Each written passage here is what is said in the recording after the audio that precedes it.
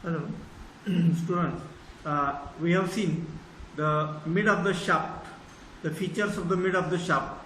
The mid of the shaft consists of three borders.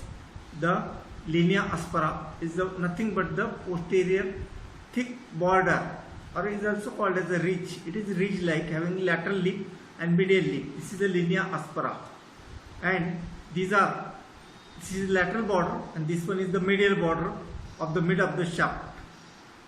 Obviously, it has an anterior surface. Anterior surface lies in between the lateral surface and medial surface. This is the anterior surface, which is smooth and gives attachment to the articularis genu, one of the small and rudimentary muscle in the human being. And these are two. This one is a medial surface, which is in between the posterior border, linea aspera, and medial border. The lateral surface lies in between the linea aspera and lateral border. This is lateral surface. Medial surface, lateral surface, and anterior surface. Now, the lower one-third of the shaft.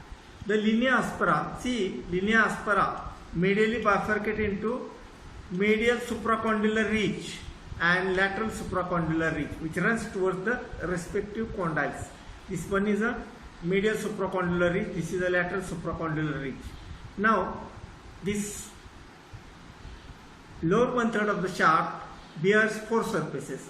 Anterior surface, which lies in between the lateral border and medial border, anterior surface. And posteriorly, there are three surfaces. The popliteal surface lies in between the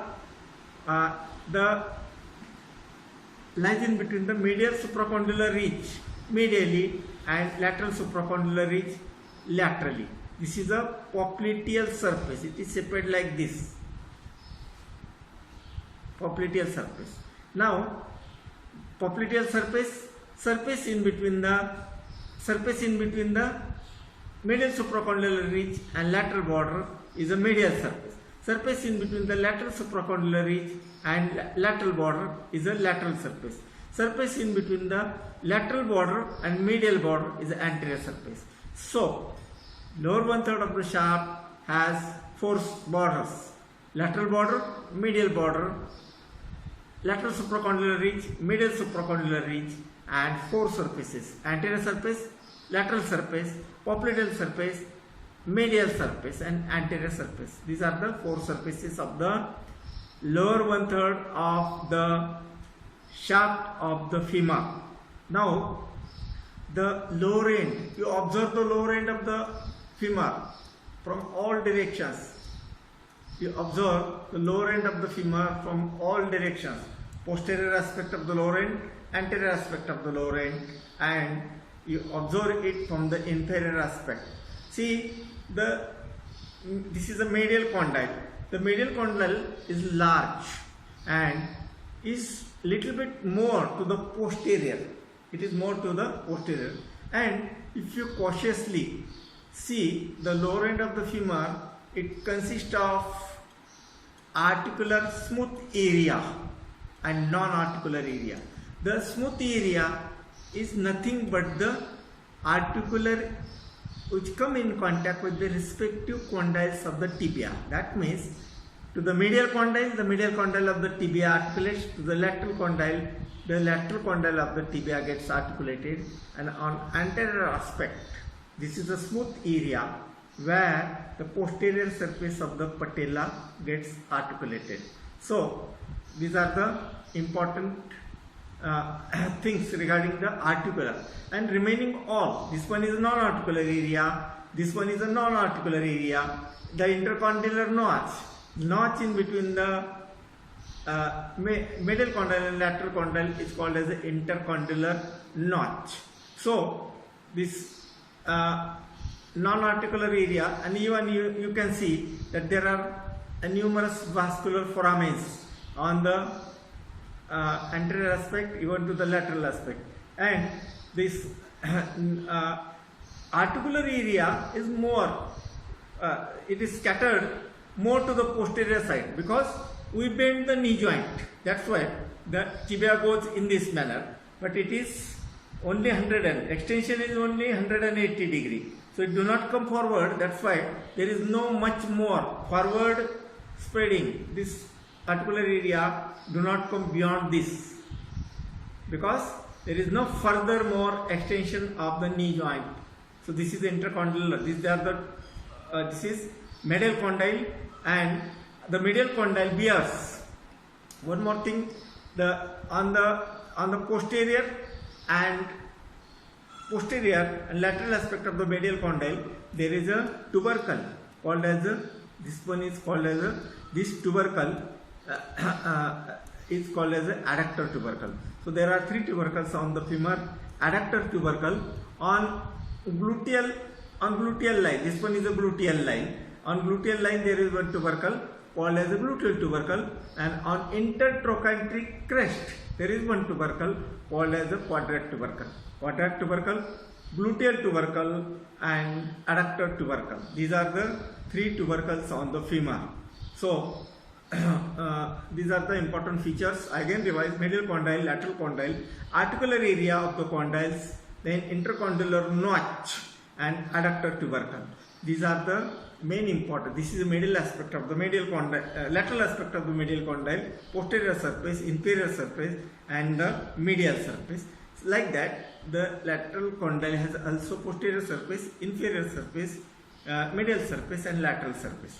So condyles are the extensions or expanding of the lower end of the femur, which gets articulated with the respective condyles of the tibia to form the knee joint.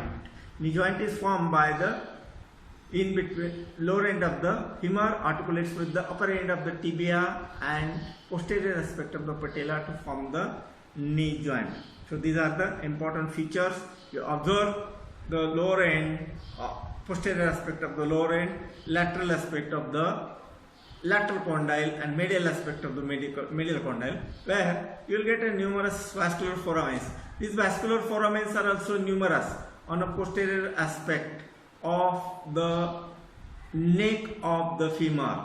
So these are the important features of the femur. Again revise: head, fovea, head, neck, shaft angle.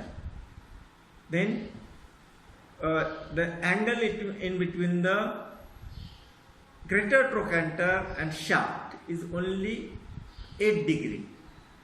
Neck angle in between the line passing through the neck, line passing through the shaft is 115 degree. It is more in female as the pelvis is more to be wide. Then this is linea aspera.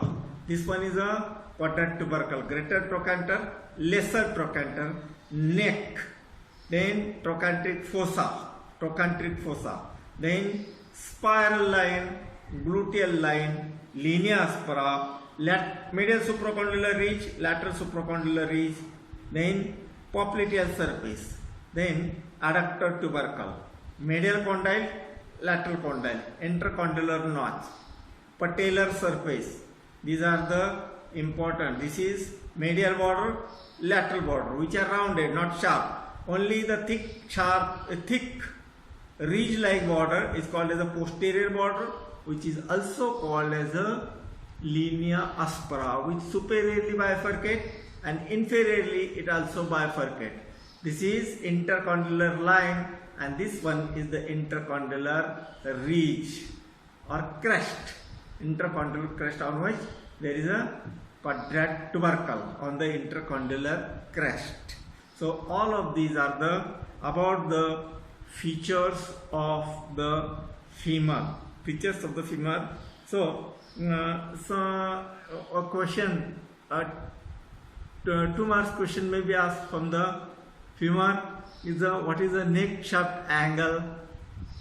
What is neck? Then what is the trochlear shaft angle? Trochlear and shaft angle. Then name the 3 tubercles from the femur: quadrate tubercle, adductor tubercle, and gluteal tubercle on the gluteal line, which goes towards the greater trochanter. Then fovea.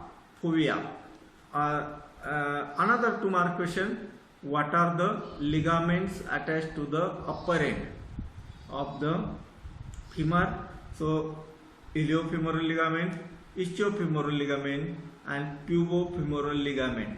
You may describe about these three ligaments. So you may enumerate these three ligaments. In addition to these, the acetabular labrum, capsular ligament of the hip joint. Then what are the muscles attached to the upper end? What are the muscles attached to the, name any four muscles attached to the linea aspera, lateral lip and to the medial lip of the linea aspera. Name any four muscles attached to the lower end of the femur, lower end of the femur. So you may enumerate the muscle popliteus, then the left and right gastrocnemius muscles. They get originated from the lower end of the femur. Then the another muscles, all of these muscles, most of the muscles are originated from the shaft. Most of the muscles are inserted on the upper end of the femur, and so most of the muscles get originated from the lower end of the femur, So first of all, you do collection of the features of the femur. Femur is being divided into upper end, shaft and lower end. You must know each and every feature of the femur for your convenience. Then the attachments of the femur. The attachment consists of the ligamental attachment and the muscular attachment. Muscular attachment is further divided into origins of and insertions of. So first of all, we'll see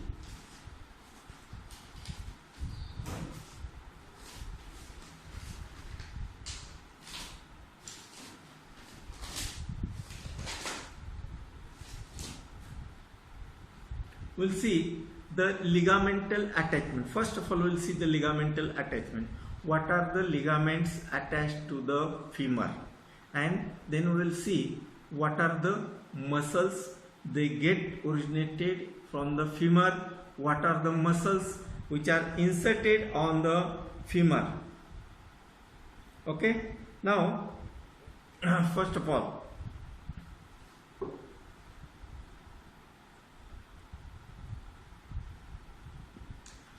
you may divide the attachments into some groups.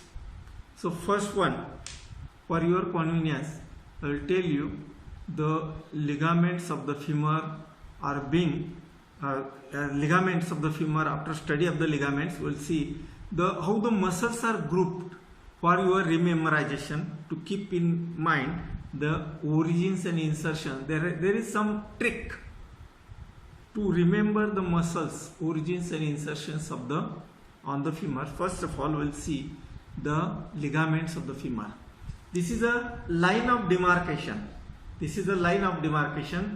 Which gives the attachment to the capsular ligament of the hip joint. The green colored is indicated for ligamental attachment. In addition to this, from the anterior aspect, there is here is a attachment of the iliofemoral ligament. Here is the attachment of the ischiofemoral ligament and attachment of the pubofemoral ligament. These three ligaments of the hip joints are attached here. In addition to this, capsular ligament, then the transverse ligament is attached here.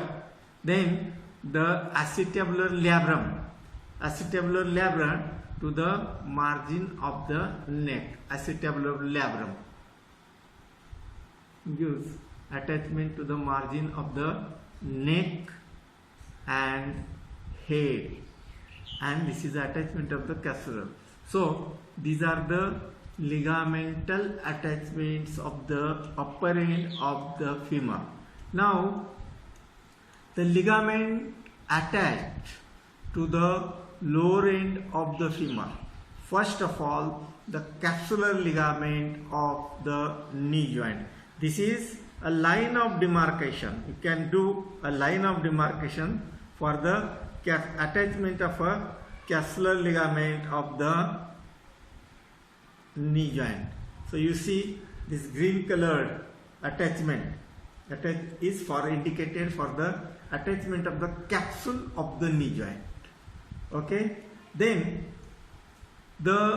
here is the attachment of the anterior cruciate ligament, and here is the attachment of the posterior cruciate ligament of the knee joint. These are the main important ligamental attachments of the knee joint. Then there is one more, that the tibial collateral ligament and the fibular collateral ligament. They are the ligaments on a lateral and medial aspect of the respective condyles. Laterally there is a fibular collateral ligament. Medially there is a tibial collateral ligament, capsular ligament of the knee joint, anterior cruciate ligament and posterior cruciate ligament. These are the main important ligaments attached to the lower end of the femur. Then there is a attachment of the intramuscular septum to the medial lip, the lateral intramuscular here is the attachment of the medial intramuscular septum, which divides the anterior compartment, and here is the lateral intramuscular septum to the lateral border, which is rounded. So that will produce an anterior compartment of the thigh. Then the medial compartment of the thigh, from the linea aspera, medial lip of the linea aspera to the medial border, that forms the medial compartment of the thigh. Thigh has anterior compartment, then medial compartment and posterior compartment. Posterior compartment is formed by the attachment of the intramuscular septum, which is attached to the lateral border and medial border, that form the posterior compartment. Thigh has anterior compartment, medial compartment, and whole of this is a posterior compartment.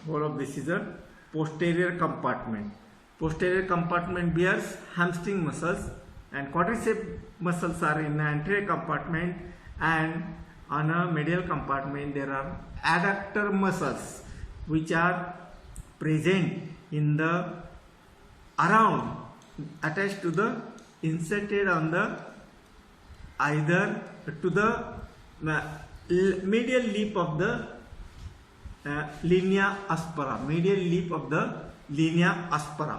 So then all of these are the ligamental and intermuscular septums in between the to the upper end, to the lower end, and to the shaft of the femur.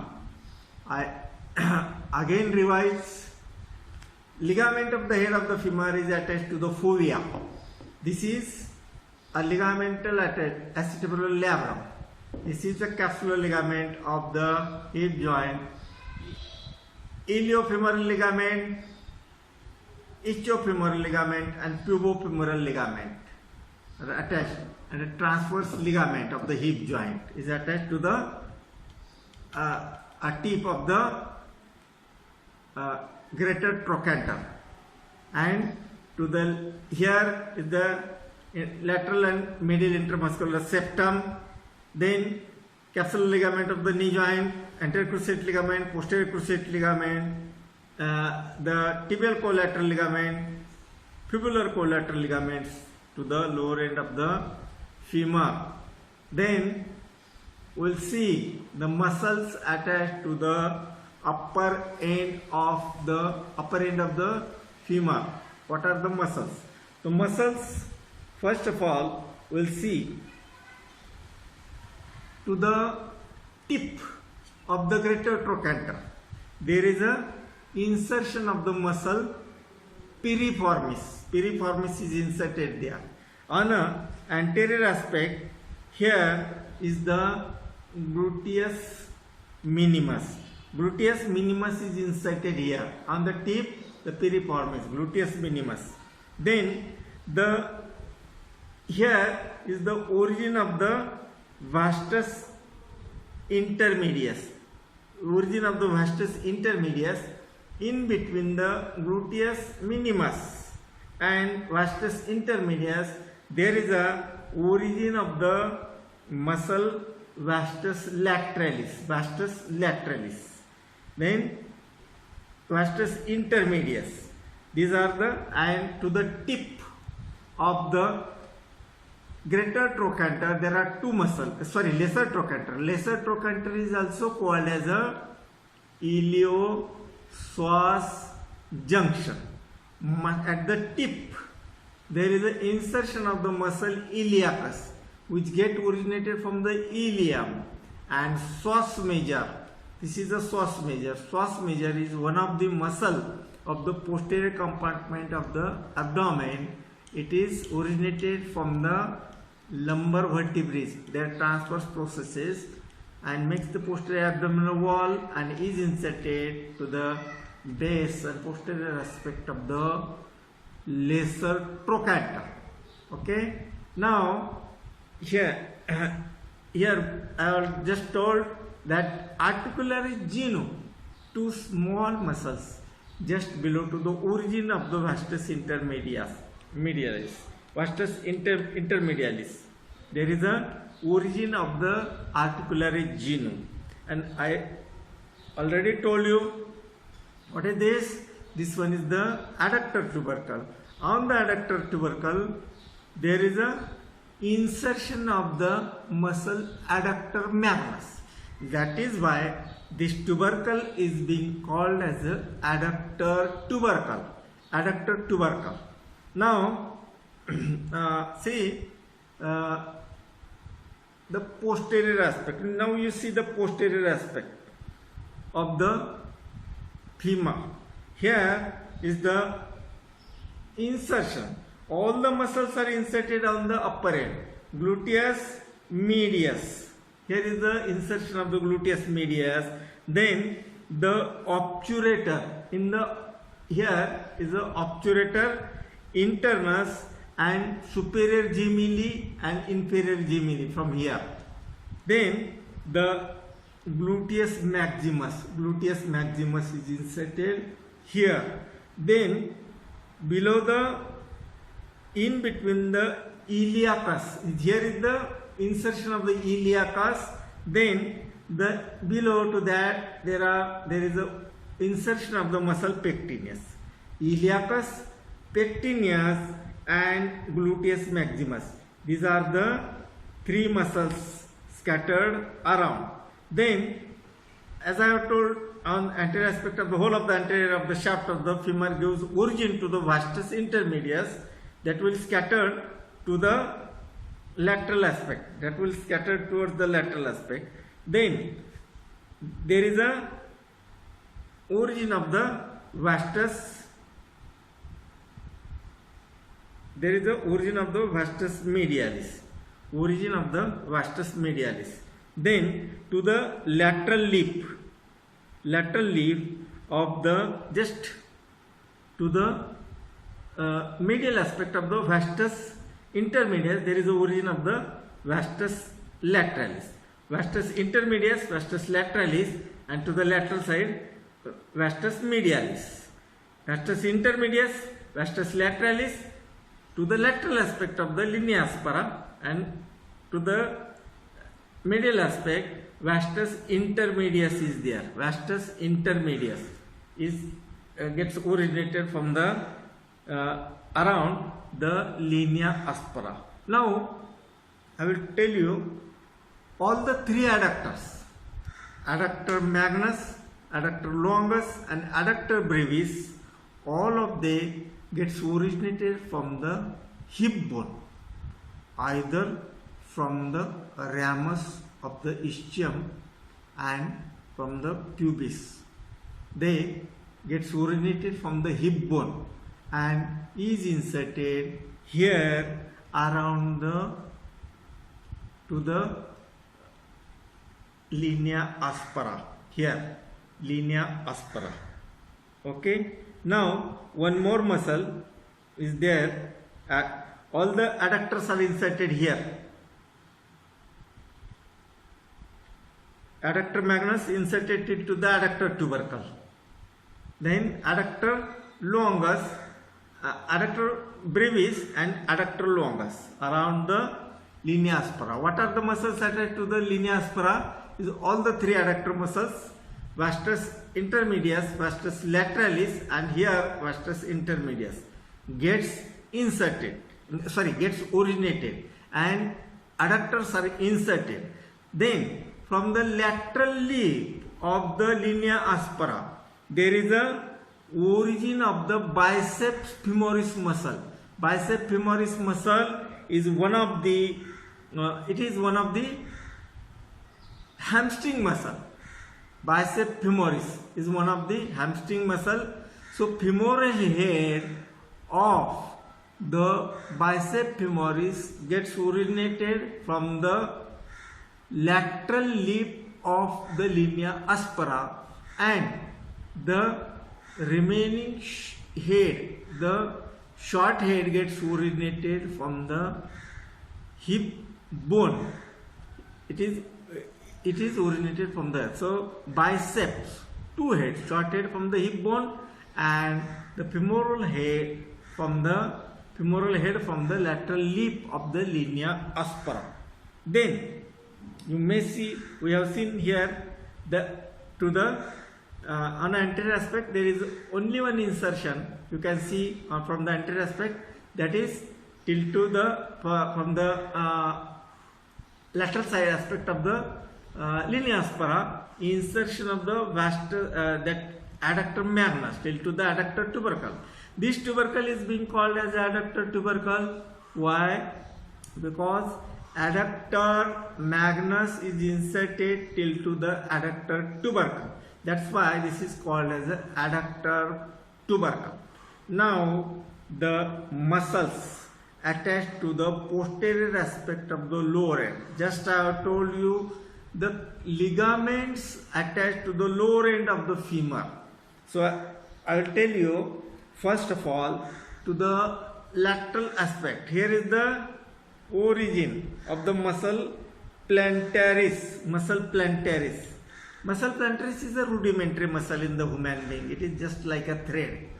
So it gets originated from the posterior aspect of the lateral condyle of the femur. Then from here is the origin of the medial head of the gastrocnemius, and just below to the plantaris, lateral head of the gastrocnemius. So three muscles get originated from the posterior aspect of the femur. They are plantaris, lateral head of the gastrocnemius, and medial head of the gastrocnemius. Then I already told you this one is the anterior cruciate ligament and this one is a posterior cruciate ligament. Not this one is anterior, this one is the anterior, and this one is a posterior cruciate ligament, capsular ligament of the knee joint, tibial collateral ligament, and fibular collateral ligament.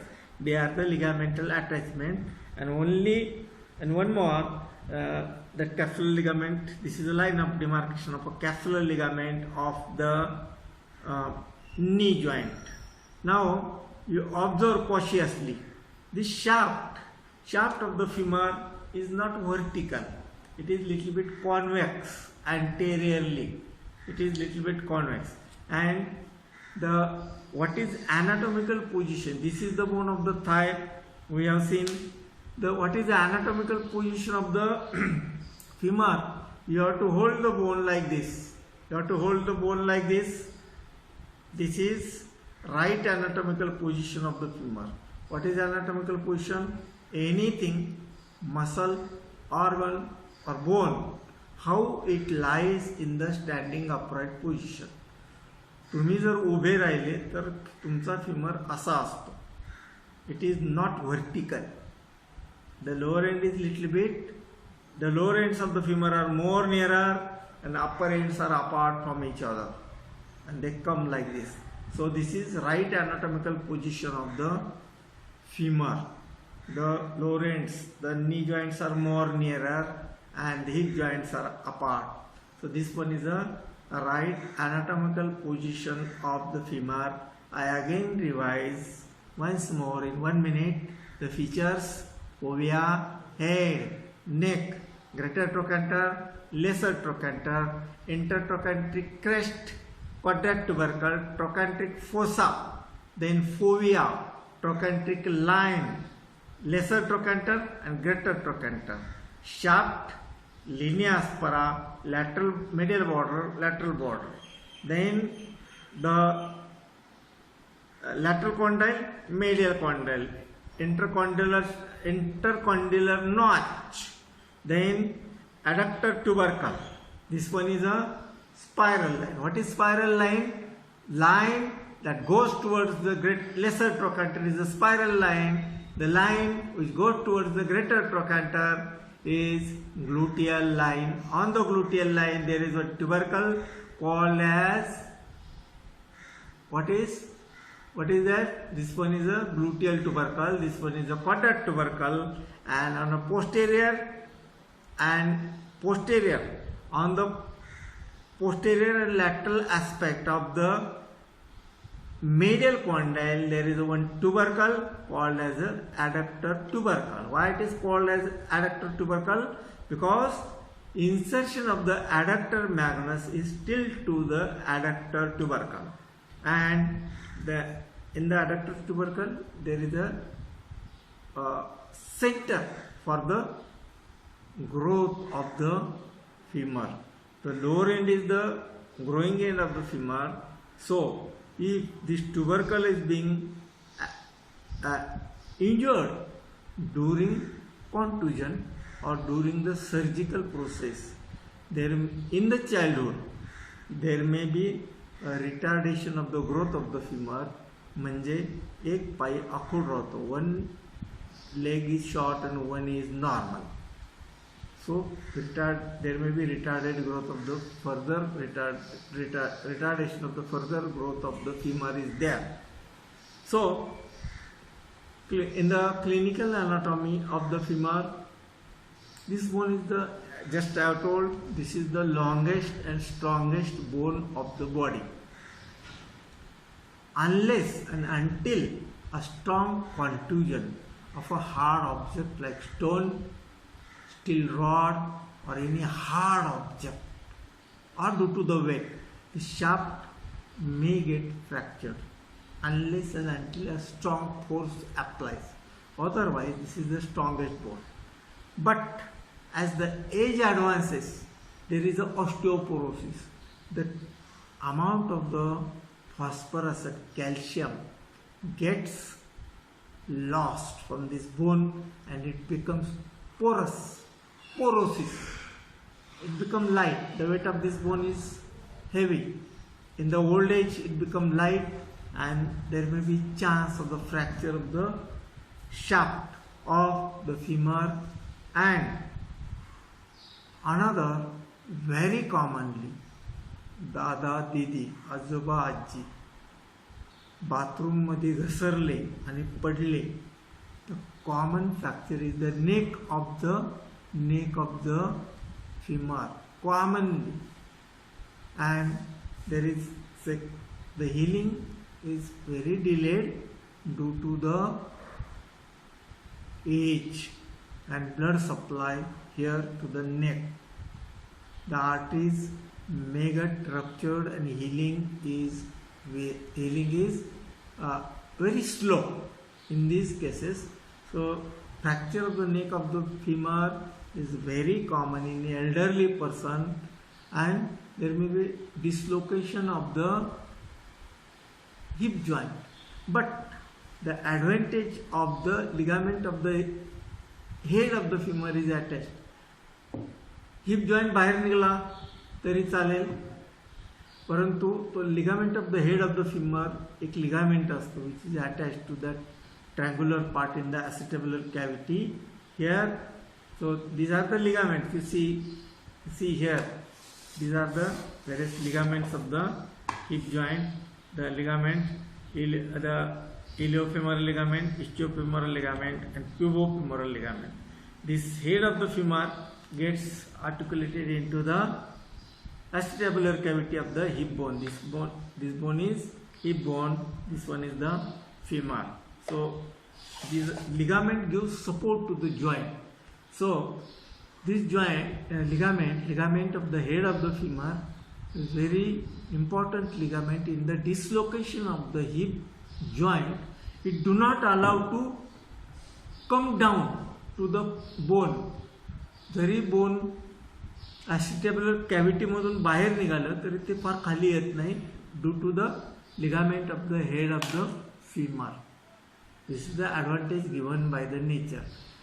Very rarely there may be a fracture of the see, you can palpate your own greater trochanter. It is subcutaneous.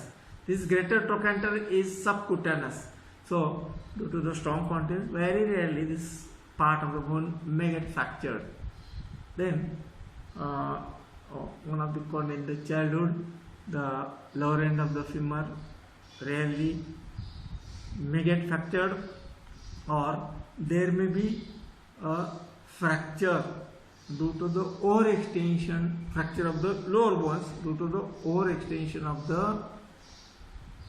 knee joint. There may be fracture of the tibia, or tibia may get dislocated, and patella may get dislocated either to the lateral side or below or above or to the medial side. Dislocation of the patella due to the strong contusion. There may be a fracture of the patella. It may break into pieces from the strong contusion. It is like a cap, but strong contusion may lead to the breakage into pieces of the patella. So this bone generally do not get fractured. It is strongest bone after the mandible. Generally, unless and until it is due to the weight or the hard object, the shaft may get fractured, or it may get fractured easily in the subject in whom there is a weak or a low density of the bone. Due to the low density, that is osteoporosis, the bone may get fractured very easily due to the small contusion, because the bone themselves they are weak, so they may get fractured very easily. So generally this bone do not get fractured. Very rarely, sometimes the dislocation of the hip joint is there, and dislocation of the hip joint may be, and the neck may get dislocated from its place. The dislocation of the tibia from the knee joint, and then dislocation of the patella in this in this femur. That is, these are the some important clinical anatomy important points. So one more Coxa Vara clinical condition. Coxa Vara, a clinical condition is there.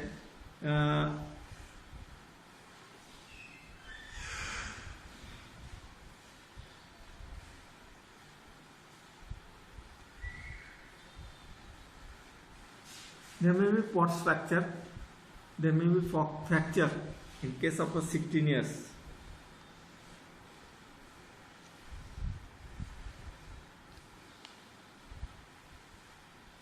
See, normally knee is obliquely of the line of the quadriceps muscles and its insertion is on the tibia. Result of this angle is called as a Q angle. Normally Q angle is 15 to 20 degree. If the angle is increased, there may be a lateral subluxation of the patella. That is a congenital condition. Then fracture of the patella should be differentiated from the biparate, triparate patella. So that is a clinical congenital condition. Then patella has a natural tendency to dislocate because it is cap-like. Then the fascial factor may be there. Then the bursitis in the prepatellar and subcutaneous infrapatellar bursa is very common in case of a knee joint. So some clinical anatomy points regarding the patella, hip joint and knee joint is there. Secondary centers of the growth is there to the upper end and to the lower end, and this is a very sensitive site, the adductor tubercle. During the operative process, one must keep in mind that secondary center, this bone grows in downward direction, so there should not be injury to the adductor tubercle during the surgery, because especially in the childhood this should not be injured because secondary center of the growth is here. The further growth of the femur is retarded.